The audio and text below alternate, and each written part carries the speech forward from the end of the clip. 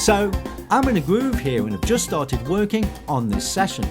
I got an idea and I thought I'm going to get down to writing in Pro Tools. Now the key to getting right down to it is to begin with a template, so you're not creating audio tracks and configuring the session every time you want to make music. It also lets you organize and navigate all of your different tracks. Check this out. Here I'm just using memory locations to store and recall different mixer configurations.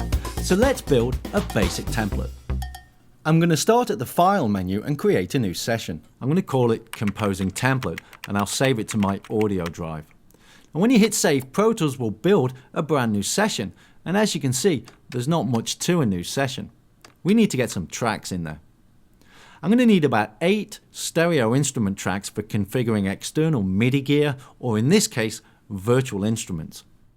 We'll also need a couple of stereo audio tracks for ACID files and REX files because Pro Tools supports all of those formats. A couple of mono audio tracks too.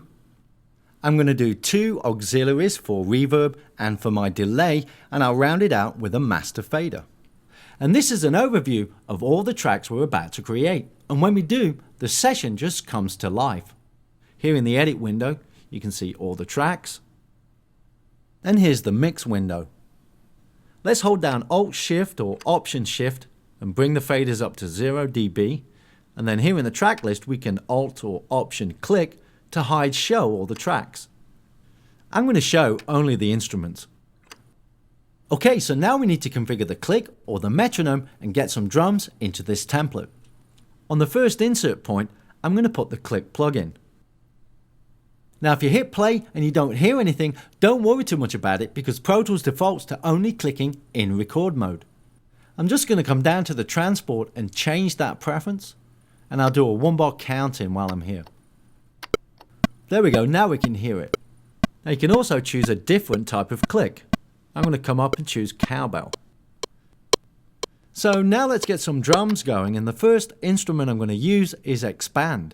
And Xpand is from the Advanced Instrument Research Group at DigiDesign, and it comes with over 1,000 patches all organized into different categories. Check out this lead sound here.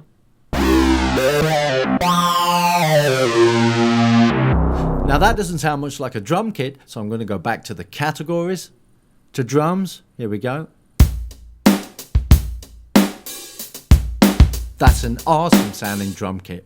So let's close the browser, and now I'll Option or Alt drag a copy of Xpand over to the third instrument track.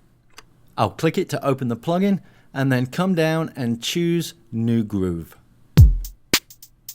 In the next video, I'll show you how to set up the auxiliaries for using reverb and delay. But for now, that's it for the drums.